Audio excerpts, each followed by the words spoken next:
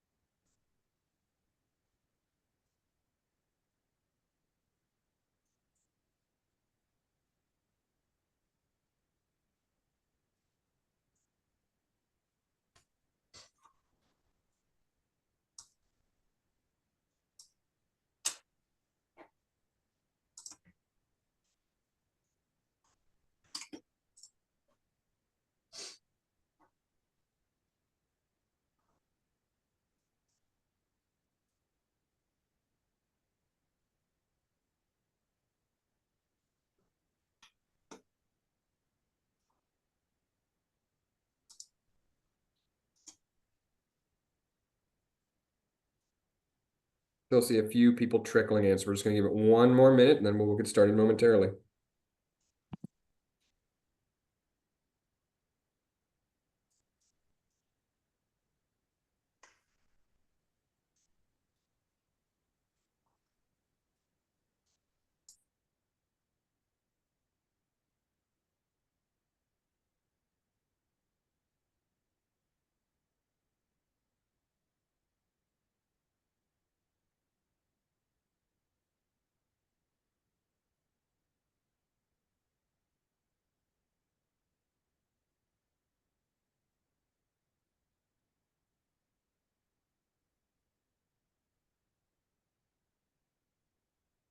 Okay, thank you everyone for joining us today for our webinar, Countdown to Compliance, the European Accessibility Act and Self-Service Kiosks 101. Before we get started, I just have a few housekeeping items I'd like to get to. So firstly, this session is being recorded and we will email everyone the recording after the event. Secondly, we have captions available, so feel free to use those as needed. Next, we have a time for live Q&A at the end of the webinar, so please use the Q&A box and we'll answer as many of the questions as we can at the end of the presentation. Just keep in mind, if you send your questions to chat, they can kind of get lost sometimes, so it's a little easier for us if you can send them to the Q&A box. So just keep that in mind when asking your questions.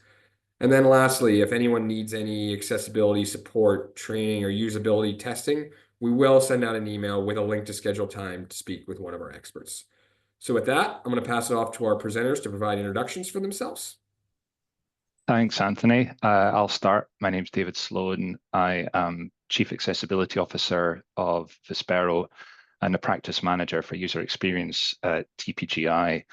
I've been with TPGi nearly 12 years now, and I am European, although I am speaking to you from Boston, Massachusetts. And now I'm going to hand over to my other co-speakers to introduce themselves. Yeah, I'm Roxana Fischer. I'm also here from Vispero. I'm a product manager for our assistive technology, including our screen reader and screen magnifier that goes directly to the end users, as well as the kiosk solution. And yeah, as you might hear, my accent is German. I'm from Germany originally. Currently, I'm located at our European headquarters that is located in the Netherlands. Hi, my name is Matthijs. I work for Storm Interface. I've worked in accessibility before as well, for making technology accessible, especially for people with visual impairments. Now I really focus on making self-service accessible, so that whole journey for accessibility and self-service. My accent is Dutch, so I live in Germany, near Düsseldorf, but I am Dutch. And I've been with Storm for just about a year now. And yeah, we thank you for the invitation to come and talk about self-service accessibility. Thank you. So let me provide an overview of the topics we're going to cover today. And this is very much an introduction to the European Accessibility Act and how it applies to self-service terminals and kiosks. And we're trying to provide the essential information. So we expect there'll be questions that dive into more detail, but our goal today is really to provide an overview of how EAA applies to self-service terminals and to kiosks. And essential parts of making self-service terminals accessible, including the hardware and software components. And we'll also briefly cover some strategies for your organization, whether you're a product manufacturer or a service provider, for meeting and maintaining compliance with the European Accessibility Act. Before we go on, we need to emphasize that none of us are lawyers or legal professionals, and this webinar doesn't offer legal advice. We'll provide an interpretation of the EAA requirements from the perspective of providing kiosk self-service terminals and the services that those devices provide, and advice and strategy. But we strongly recommend that you seek legal advice to establish in detail your legal responsibilities for each European Union member state or country in which you do business. So with that all said, let's move on to provide an overview of the European Accessibility Act. And I guess a few key points to emphasize. The EAA is a European directive, which is to say that it's a European Union-wide agreement that then needs to be adopted into national law by each member state. This is what they call a transposition process, and that means that each member state could potentially implement the European Accessibility Act in slightly different ways, but never to a lesser degree than the core directive. So member states could extend it and provide more stringent requirements. But essentially, it's something that is intended to harmonize what's required across the European Union and to help make it easier for manufacturers and service providers to understand what to do regardless of which European Union member state they operate in. It focuses on very specific consumer products or devices and services available to consumers in the European Union. So in essence, if your product or service can be used by somebody in the European Union, then that product or service is subject to the European Accessibility Act, even if you as an organization are based elsewhere in the world. The EAA defines a set of core accessibility requirements to be met by covered products and services. And there are some general requirements plus specific requirements for certain products and services. It also provides requirements for reporting on conformance and providing feedback channels, and including help channels to allow people to report issues and essentially how you would respond to those issues that are reported. It also places responsibilities on member states for what is called market surveillance. So rather than relying on people with disabilities to make complaints of inaccessible products or services, there are also responsibilities on each member state of the European Union to monitor conformance and to take action when conformance is discovered not to have been met by a product provider or service provider. So the covered products and services include physical products like digital TV equipment, computers and operating systems, smartphones. Of interest to this webinar, self-service terminals such as ATMs and ticketing machines, e-readers and the e-books that are presented on e-readers, e-commerce websites and mobile apps, communication technology and equipment, banking services, passenger transport services, and audiovisual media services. So the EAA recognizes that many of the covered products are also used to provide the services that are covered. So it recognizes that you can't necessarily separate out the fact that a self-service device may exist to provide valuable information like passenger transport information, updates on passenger services, or the ability to purchase tickets to travel on those transport services. So it's trying to connect the products and the services that those products provide, for the most part. With e-commerce websites and mobile apps, the product used to access and use them is generally going to be a device owned by a consumer, so that the product in that case would not be subject to the EAA. General accessibility requirements for all products and services, I think, can be summarized best by the requirement that products and services must be designed and produced to maximize their foreseeable use by persons with disabilities. And that really emphasizes the EAA's goal that ultimately it's about whether people with disabilities can use a product or service for its intended purpose. And with that sort of high overarching focus on usage, that allows people to think about different ways to ensure that that is achieved. The EAA does provide some additional requirements and guidance on how that might happen, but think of EAA as ultimately is providing a requirement on whether somebody with a disability can use a product or service for its intended purpose.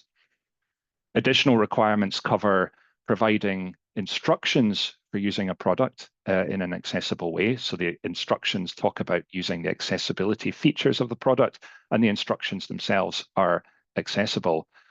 It also covers requirements for designing user interface functionality in an accessible way, including providing alternative modes of interaction and supporting adjustment of how content is output and how you interact or provide input to the product or service. And we're going to talk a lot more about that later with a focus on self-service terminals. There are also requirements for protecting user privacy when using accessibility features. That is to say that when you enable an accessibility feature, you must have privacy protected. So particularly when you think about text-to-speech, privacy is at risk if the speech output is available to anybody in the surrounding area rather than only the person who needs it. Providing alternatives to biometric information identification is another specific requirement in EAA, something that again without being designed carefully, can cause challenges for some people with disabilities.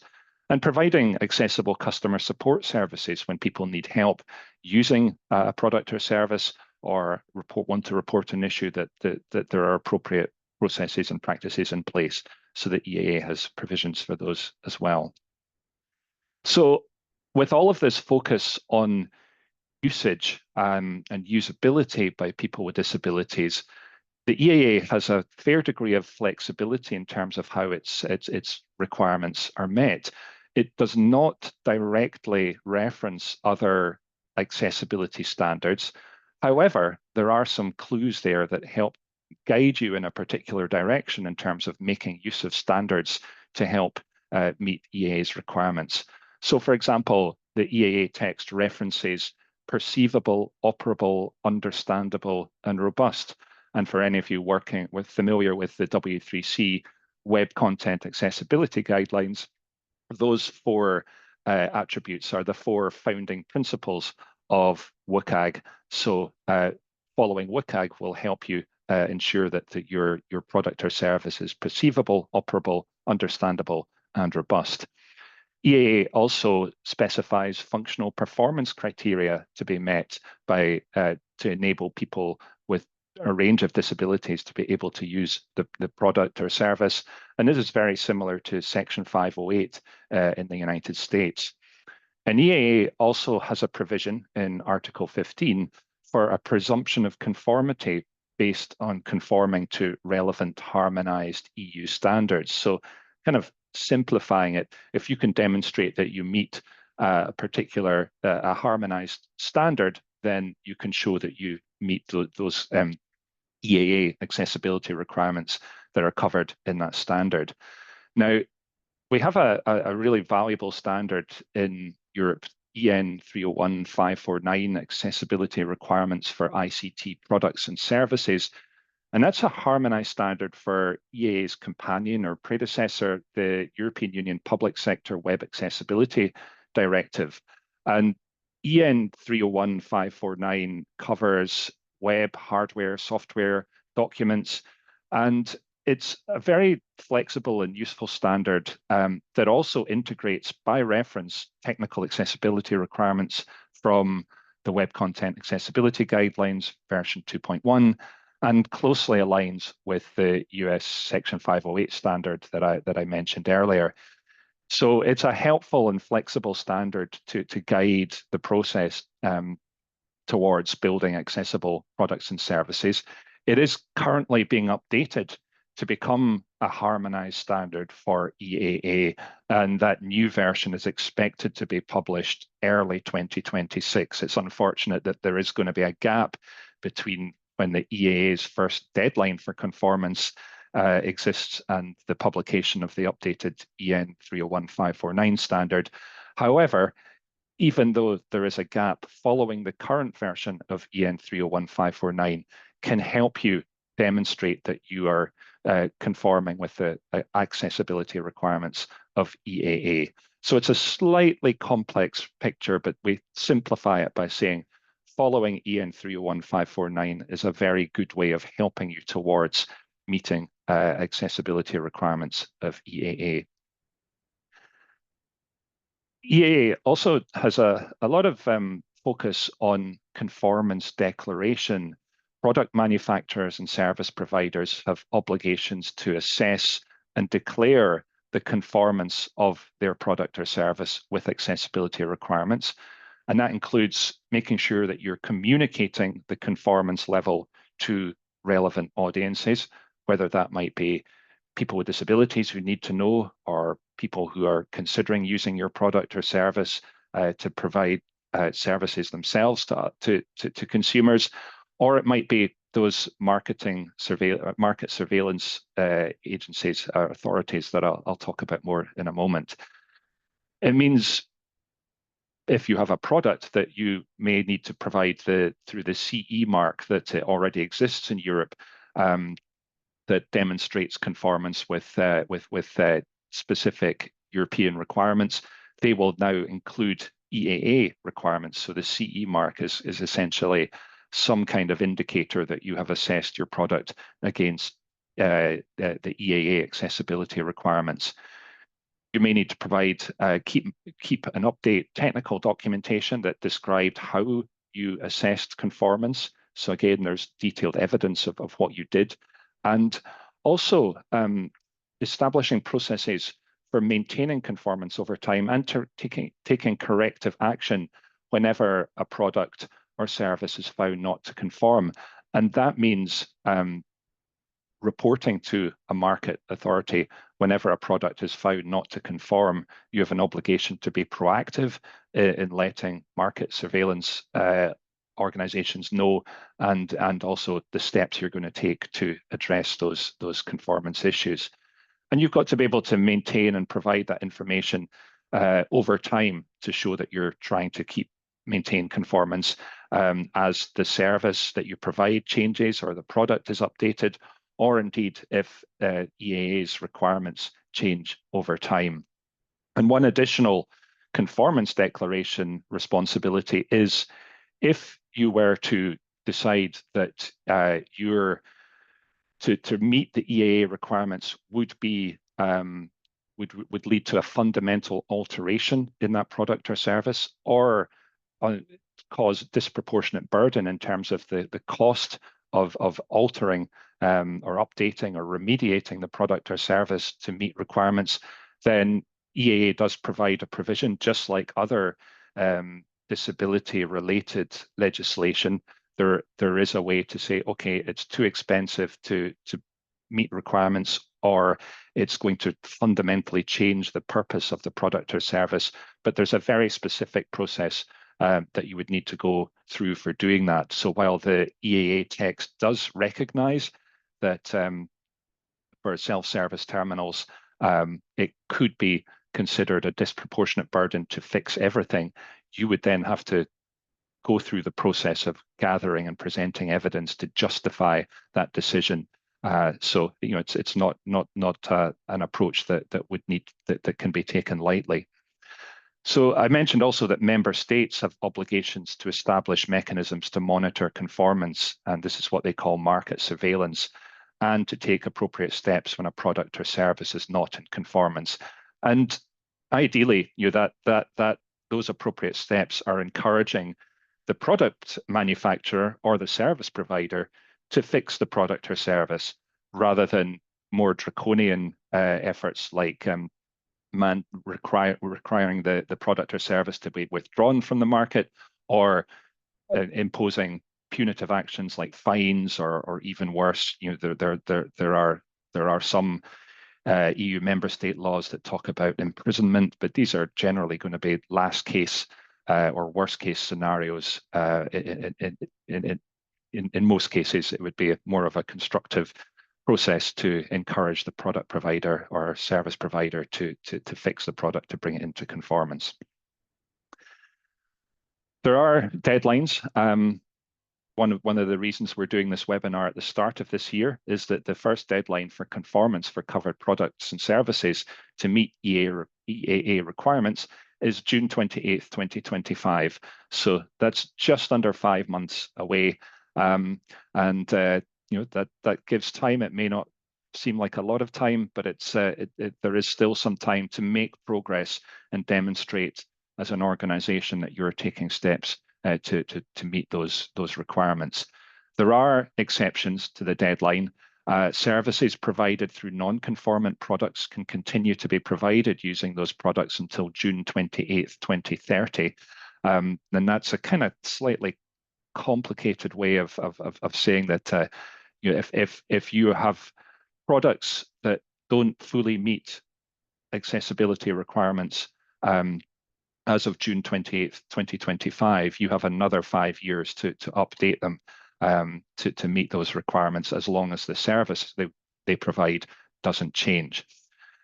Self-service terminals that were in use as of June 28th, 2025 can continue to be in use to provide services for up to 20 years after they were first made available for use. So that again recognizes that the cost of replacing or fixing a self-service terminal to ensure that it conforms to EAA requirements is more significant than, say, remediating a website or mobile app that provides services. So there is this provision of an extension. But again, that means that it doesn't mean that you can forget about the requirements. There is still this requirement that any time a device is replaced, it must be replaced by a self-service terminal that meets requirements, unless you decide that you want to claim undue or disproportionate burden. So with that all said, I'm now going to hand over to Matthias to introduce our next session on making self-service terminals accessible. Yes, thank you, David. So I think we've seen that the time's ticking, 28th of June, 2025. Anything new after that needs to go into, or needs to be accessible. So we've had the standards and the legal terms, and that is already at top level. So there's quite a lot going on in the European Accessibility Act. And a lot of definitions in there. So what we're going to try and do in the next few slides is really try and break that down more in a technical way of how can we make it accessible, maybe explain it in an easier method related to self-service specifically, because as David said, there is a disproportionate burden mentioned in the EAA. I personally think with the technology we have nowadays, both on the software side and the hardware side, that disproportionate burden, as they call it, I think it isn't really there, because I think it is doable. I think we can simplify accessibility and self-service. And I think everyone should have access to self-service. Self-service pops up everywhere, from a restaurant to buying a train ticket. And I think it's really our duty to make sure that everyone can use those services. So if we move on to the next slide, David also mentioned alternatives. So the alternative method of providing information. And I think that's quite crucial, alternative methods, because a lot of accessibility comes down to providing the alternative method of information.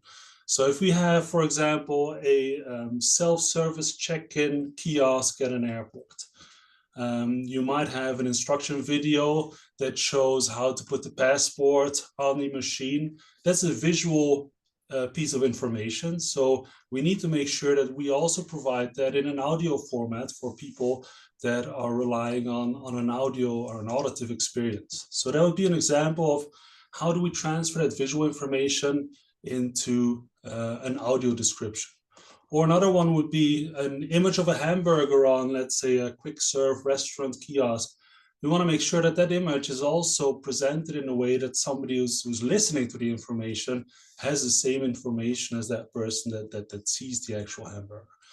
The same goes the other way around. So let's say I have a warning that the bag I'm putting on this weighing scale at the check-in is too heavy, and it's only a warning that's by sound. I want to make sure that it's also translated into a visual experience. So I get a warning, for example, on the kiosk itself saying the bag is too heavy. So it works both ways. And the same goes for a train station. The train is too late. It's an announcement. I want to make sure that that is also in a visual alternative. Or some stations now also have live sign language, so it gets converted to sign language as well, which is great. So it's really providing the alternative method of information and try to accommodate as many people as possible. From an interaction standpoint, is making sure that it's easy to understand. I think everyone will benefit from that.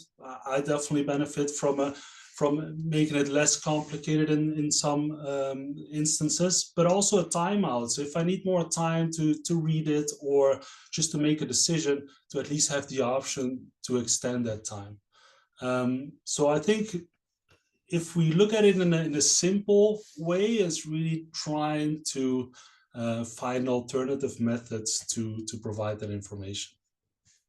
So if we move on to the next slide, is where we kind of break it down. So the self-service unit itself, we're going to break that down into 3 bits. One is the input, or kind of the hardware requirements. So think of the sizing of the self-service unit, but also what do I need to operate it. Then Roxana is going to focus on the output, so converting the visual information in maybe more of a software way to audio experience, and then also the application. So it's those 3 things together that really come into play with self-service. So if we look at it more from a hardware input way, then we're looking at the function performance requirements that were mentioned as well. So the EAA has terms that are, the specifications to those are quite well defined in a way, and it can help to also have the EN 301549, because there it does go through a lot of requirements. And one of them is the physical dimensions. Now, the latest update on the EN regulation, I think there were about 6 pages just defining the actual stationary hardware. So think of the height of the screen, the depth of the scanner to scan my items at a grocery store. So all those things are going to be really defined in the EN regulation, which is going to make it easier to make sure that what are the measurements, what should I aim for to make the self-service accessible from a hardware perspective. What's also important is the force of operation. So think of the components that you're using. Is there any twisting required to use the self-service? But also the button pressure, for example. So let's say I use an accessible keypad to replace or to have an alternative method to a touchscreen. What kind of pressure do I need to press the buttons? For example, we did a lot of research as Storm into what is that pressure? What does it need to be? Because of course, I want to be able that a blind user can really use it confidently. So not press a button or know when they press the button by just feeling it. So that the feeling of the button, but at the same time, I want to make sure that somebody with, let's say, a tremor doesn't press a button necessarily necessarily. So there's a lot of research that went into the button pressure or the force of operation. So also there are some definitions in the regulation that kind of give you some guidance and some a guide as to what should that be in an ideal situation. So in terms of the input methods, so what's most commonly used is probably a touchscreen unit. Now, which is a very visual experience. So buttons on there, you can't really feel where they are. So we can offer an alternative way to that touchscreen, which is an accessible keypad. So now instead of having to use the touchscreen, you can have the same information and use the kiosk in the same way, but either with an audio experience or just using the keypad itself, and still use partly a visual experience, but also the keypad to navigate through it, because it might be easier for some to use a physical keypad. So same goes for a microphone. If you have a support or a concierge service, so let's say at the airport, you have that help button and you want to talk to someone at a support center, make sure that that's also available for someone to use by a keyboard. So make sure you have a keyboard so you can also chat with the other end instead of just having the option to talk or to speak to them. So it's always important to think of an alternative method to transfer that information either by input or output. Supporting accessible alternatives. So one of them is, of course, the audio experience. So making sure that you have that connection to for your headphones, so you can have it or can get the audio transferred, not just by a speaker, but also by a private environment. And Roxana will cover that in a little bit. Well, it needs to be private as well, because of course, if it's an ATM, you don't want everyone to know what the balance is or what you're doing or where you're going in the train. So you want to make sure that those alternatives you do cover, you do offer that support. Same goes for volume adjustments. Make it really easy and intuitive to use it, both from a visual audio experience.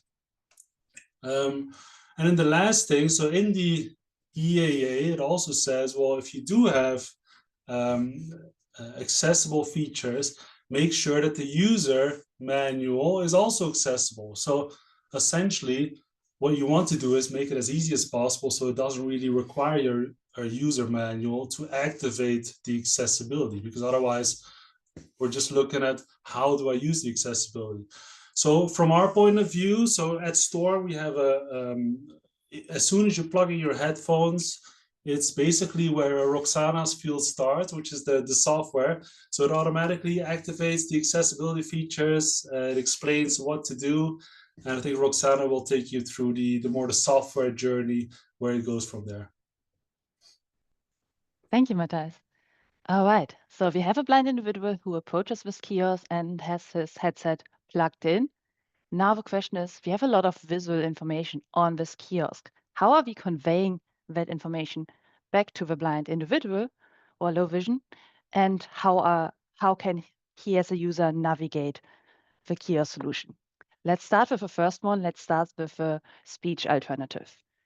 It says text to speech here, but it also includes visual information. And to achieve that, to get from visual and text content to the speech alternative, there are generally 3 options. You can have your own audio files and your own sound files. This means that you have pre-recorded audio that says successful, unsuccessful, or a certain sound, and you can play that back as an alternative to communicate something. This is nice if you have a really simplified kiosk that only has 1 or 2 actions where you press a button and you get certain feedback back. But it gets quite challenging if you have more dynamic text. So if you have a lot of grocery items that also can change their names, the audio files wouldn't scale. You would get some issues of space on your kiosk, but also just the flexibility of updating. So the second option, if your kiosk gets a bit more complex, is self-voicing. Self-voicing is that you have a kind of software that translates text to speech. And self-voicing is beneficial if you have still a limited set of interactions, but with changing text. So if you have a waiting number that goes up from 1 to 2 to 3, then the self-voicing can be a solution. However, it still does not help with navigation, and it's still quite limited if it comes to scalability and different languages and so on. So if the kiosk system gets slightly more complex, we are talking about a grocery system, anything where you need to interact with the system more than 1 or 2 buttons that just perform one action. So as soon as you need to interact, the screen reader solutions get quite interesting. What is a screen reader? A lot of blind and low vision users already use a screen reader daily in their general life. If you want to access a laptop, a PC, your phone, a tablet, all of them have a screen reading functionality. JAWS is quite famous in this area, so we also have JAWS for Kiosk. And I will dive further into what are the additional benefits of a screen reader solution. Next slide, please. All right, things to consider and why JAWS for Kiosk is a preferred solution. First of all, the language support. Just at the weekend, I went to a hotel and I already see they not only have German, but they also have English, French, and different voices different languages that needs to be supported. You cannot use you need a certain synthesizer for each voice. So you need one that supports German pronunciation, English pronunciation, French pronunciation, but also switches automatically. As soon as someone switches the UI interface, the speech output should get adjusted as well. Then we also talked about the touch support. We need to define how a blind individual interacts with touch. And this is different from how we are interacting with touch. There are different gestures that a blind individual is familiar with. And with our screen reader, we are mapping the same touch interactions that are used to access your phone to the kiosk solution to make it as intuitive as possible. It also helps supporting with alternative inputs, like we just saw the Storm interface for the navigation. These both talk together so that it helps with the navigation of a screen reader, allowing you to jump from one item to another. Means if you are selecting what to order, you want to go from the first option to the second option to listen to them in a linear manner, to listen first to first burger, second burger, and know which one you want to order. We also need support for headphone jack start and stop. The screen reader should be activated and starts talking to you as soon as you plug in your headset so that you directly get instructions on how to interact with the kiosk. One additional important part is the dictionary. The synthesizers that are used might pronounce a certain name that you use for your company or that you used for a certain product incorrectly. And with a screen reader, we can adjust the pronunciation. So if we have a certain brand name, that it is also pronounced correctly. In addition, we can also provide more instructions or a welcome message. If someone plugs in the headset, it can already provide you information. Here you're at this kiosk. I am helping you with scanning your articles. Just go one by one, use the scanner, use the scale, and giving these additional information are important as well. Then one interesting point, individuals that are blind and use a screen reader are used to a way higher speech output than we are used to, often watching podcasts in 2 times speed. And to also have that reflected with JAWS for Kiosk, the individual who uses your kiosk can also adjust the speed of the speech output. This is quite critical also to perform an action on the kiosk in a shorter amount of time so that the next person can approach your kiosk as soon as possible as well. We also talked about the support of a privacy mode for ATM situation. This JAWS for Kiosk also can support this, that it turns the screen black or dark gray so that someone who stands behind you cannot watch. This is quite critical if you cannot look around you. If someone is looking at my screen, it's nice to just be able to say, okay, the screen is black now and I'm working with my headset only so that I'm the only one accessing my information. Also critical in a healthcare situation. Also to consider are different operation systems. There's not only Windows kiosks, there are Android kiosks and other systems, and JAWS for Kiosks can support Windows and Android, and we are looking forward to also expand technical support, and we are always available to help with adjusting and can help also with the customization and updates. The updates is a critical part.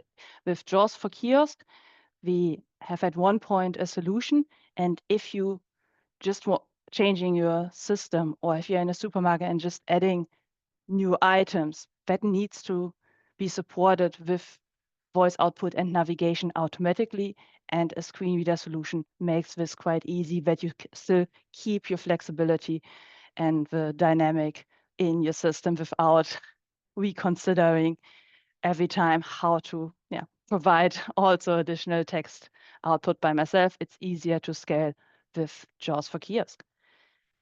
And with that, I'm handing it over back to Dave. Thank you, Roxana. So we've heard about two of the essential three components of an accessible kiosk, and none of them can provide accessibility on their own. In particular, if you provide accessible hardware supporting input, if you provide the facility to enable accessible output and have a screen reader running on the kiosk, you still need to make sure that the application that people are interacting with, the thing that is going to control display and interaction and provide output, that also needs to be made accessible. Just as with website design, the fact that somebody's using a website with a screen reader doesn't necessarily immediately make that website accessible. The website needs to be designed with accessibility in mind.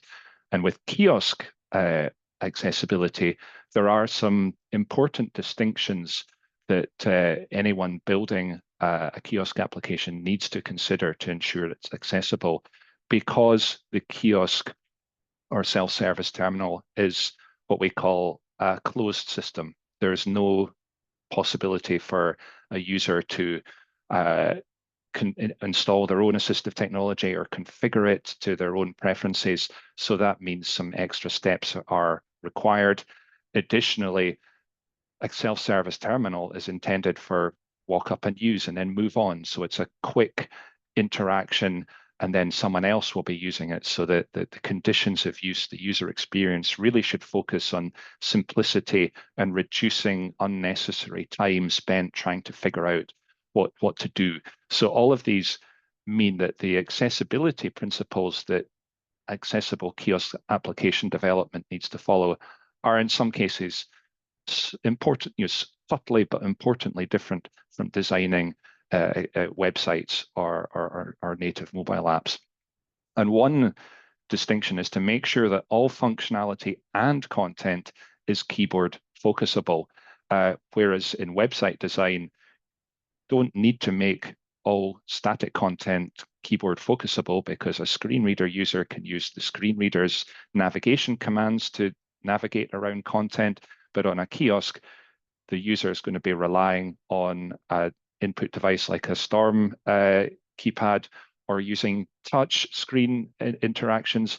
Either way, every piece of content needs to be keyboard focusable so that somebody can access it and listen to it. Then there may be steps you can take to support rapid navigation through that content. So thinking carefully about chunking together pieces of content into a single chunk of content that's read out with one key press, that can help improve efficiency. So for example, if you're browsing a restaurant menu, then all of the necessary information about an item on the menu, including the ingredients and the price, maybe the calorie count, whether it's a gluten-free option, provide that all with read out in one go, rather than requiring somebody to be constantly pressing the tab key to read every piece of content for that particular menu item. It's about efficient operation and interaction. Related to that, provide just enough information about an interactive control to help people who are listening to speech output understand what that control is. Again, in websites, we encourage developers to make sure that name and role information and the state of a control are available to be announced by a screen reader. But with a kiosk, again, it might just be enough to tell some, to provide a label to say, add this to your cart. You don't need to know it's a button. You just, by the label, it kind of tells you that if you activate that, then it will perform an action. So again, it's thinking about just providing enough speech out input information to support user interaction without extending it unnecessarily. And then there are all sorts of other accessibility requirements that EAA requires and are generally good practice anyway. For example, ensuring sufficient contrast between text and background colors, and avoiding relying on color to communicate information. This is a familiar accessibility requirement that equally applies to kiosks and self-service terminals covered under EAA. Supporting adjustment of display to make content easier to perceive is an EAA requirement, and that might be a facility to enlarge text, but it also encourages you to think about choosing a careful, readable font size and reducing the amount of information on the screen so that it's easy for somebody to to find the information they need and understand it. There is also requirements specifically for consumer banking applications to ensure that content is presented at a particular reading level so that somebody doesn't need an advanced education to understand the content that they're reading. Providing consistency in functionality and content, again, helps somebody learn how the interface behaves and interacts with it without requiring undue cognitive and physical effort. Avoiding flickering and flashing content. You might be tempted to use flickering and flashing to provide notifications like the ticket has been printed and is now available to pick up or whatever, or it might be some other alert. Flickering and flashing content can be a significant problem for people with photosensitive epilepsy, so avoiding relying on flickering and flashing content is important. And as Matthias mentioned earlier, notifications for timeouts and allowing timeouts to be extended is very important to ensure that they're provided in an accessible way, particularly for public terminals where they might be supporting sensitive transactions like paying for something or receiving important documentation. For privacy and security reasons, there may be a timeout, which is important, but it's also important to let somebody know that that timeout is approaching and allowing them to extend it, particularly given that many users with disabilities will require extra time to perceive and interact with the kiosk content. So we'll finish up just with a few suggestions of some strategic advice to help organizations meet and maintain conformance with EAA requirements. One of the great things about EAA is it really encourages organizations to think long-term, think strategically, put users first in their processes and practices, and provide documentary evidence that they are taking steps to meet and maintain conformance. And the first thing to do, if you haven't already, is secure leadership support in your organization for accessibility efforts, and establish an internal accessibility policy and someone who can be accountable for accessibility efforts. This is something that if you can demonstrate a solid structure with leadership support.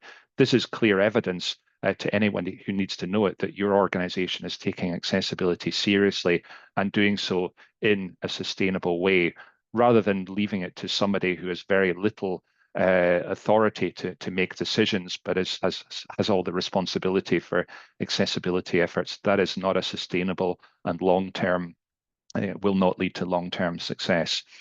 Include accessibility from the beginning of any product or service development process.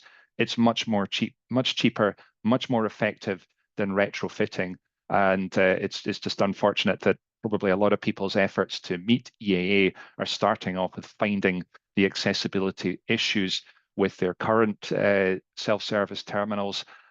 So inevitably, there's going to be a lot of figuring out where are we not in conformance now, and what do we need to do to move into conformance in the future. In some cases, there will be straightforward actions. In other cases, it's going to be more complex and require more careful decision making.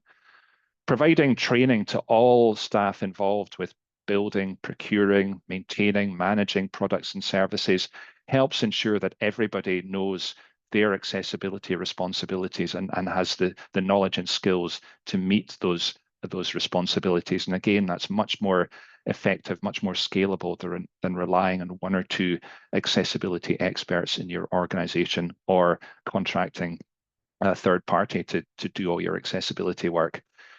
Really important for EAA conformance is to think of ways to include people with disabilities in any research, design, and evaluation activity that gathers input from users or representatives of users.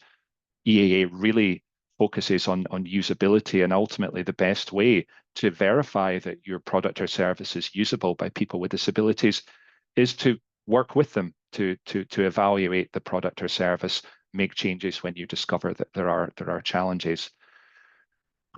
Create a process for collecting feedback and conformance, and have a process for responding to any report that you get of barriers. It's important to know that there is a clear process in place. If you learn, whether it's from a user with a disability or somebody else, that there's a problem, an accessibility issue with your product or service, having a process in place to collect that information and addressing it, and keeping relevant people who are affected by the problem, keeping them informed of progress towards fixing that issue. That's a really important part of any accessibility strategy.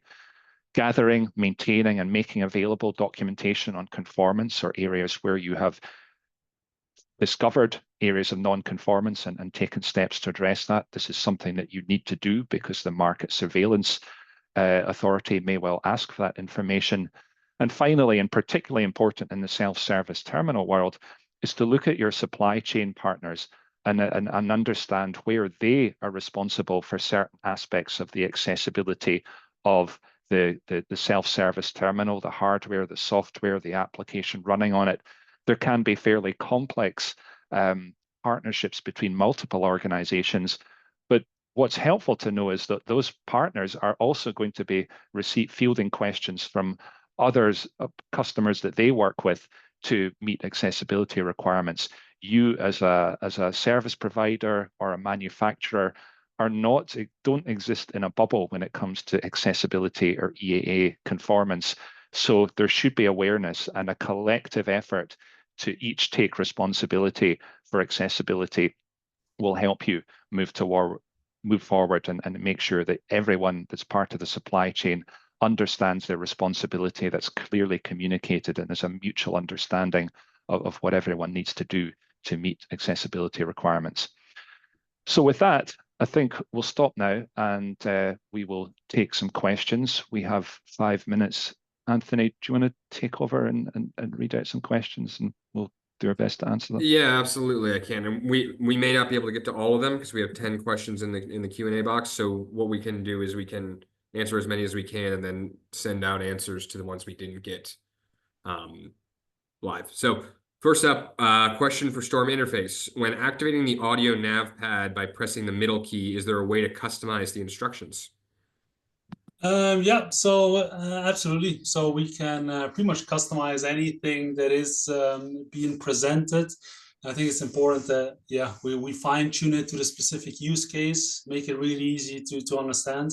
But yeah, we can adjust everything, every button that's pressed, how it interacts with the self-service kiosk, and work together with a screen reader that also then basically says what it needs to say. So yeah, we can do that. Exactly. As soon as the headphone is entered, the screen reader gets triggered and comes up and then reads out your welcome message that you want to have, and we can fully customize that one. Now, so I've seen another question regarding the support to the services and the deadlines. So I think we just got to break that up. So I'll just respond to that question as well as breaking up the services part and the actual hardware, the self-service unit itself. So there is a 5-year transition period for services that are being used before the 28th of June deadline. However, the hardware specification, so if I do put new hardware on the market after the 28th of June, that does need to be accessible straight after that date. So if you have a unit now and you have services that you can provide that service for 5 years, even though it's not accessible. Of course, we wouldn't recommend it, but it is possible. And that service has to be accessible at 5 years maximum. But if you put a new self-service unit on the market after the 28th, that has to be accessible straight away, which means the service itself also needs to be accessible. I do see that the timelines, they are short. I think the Accessibility Act has been in progress since 2019. So that has extended a little bit longer, but I do appreciate that it is quite short notice. So if you are developing something now, make sure accessibility is part of that design. Great. If we are talking about self-service kiosks that are in grocery stores consisting of touchscreens, weight scanner payment, then is it required for every part of the terminal to be accessible, or should the payment terminal be accessible? I can share some thoughts on that. I think the weighing the product is part of the establishing its cost. So it's ultimately part of the e-commerce transaction. I think that the challenge with EAA is that e-commerce tends to assume a remote transaction where the customer is in a different location to the service provider, and everything happens through electronic communication purposes. For a kiosk in a store, I would still say that if weighing the product is part of understanding how much it costs, it's an essential part of the transaction. So it should still be accessible to people with disabilities. Otherwise, if you have you have a bag of potatoes or whatever, you need to know how much that bag of potatoes weighs to establish whether that's the amount that you wanted to buy. Personally speaking, I'm not great at judging weight just by holding something. So a machine that can tell me how much I've put in my bag would certainly help. So I would argue that the weighing and other related actions are an important part of the purchase process. Absolutely, Okay. I completely agree with. It has to be, the entire journey has to be accessible. Of course, it's great if the payment terminal is accessible, but if I cannot get the information in an accessible way to make the payment, it's a bit like I can start my car, but it doesn't have any tires. It has to be, the entire journey has to be accessible, because in the end, that's what we want to achieve. We don't want to just follow regulation. We want to make sure that the service is accessible to everyone. So all those aspects come into play.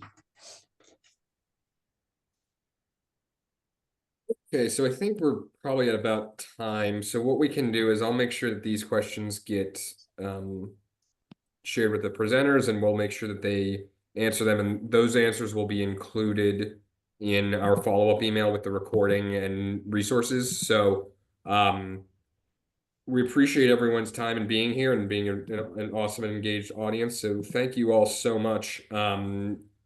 David or Roxana or Majas, is there anything else that you wanted to add? I will just say that having looked through the other questions, there's some really good questions in there that address some important topics. So we'll look forward to getting together after the presentation and putting together written answers to those questions and share those with everyone who was on the call. So thank you for everyone who shared those questions, and apologies that we ran out of time before we could answer them live on the webinar. Okay. Yes, thanks everyone. I think it was a great session, and yeah, if there's anything afterwards, we'll respond to that. So let's see if we can make self-service more accessible, all of us. Great. Thank you all. Have a great rest of your day. Here. Thank you, Thanks, everyone. everyone. Thank you. Thank you all Bye-bye. for joining. Bye. Bye.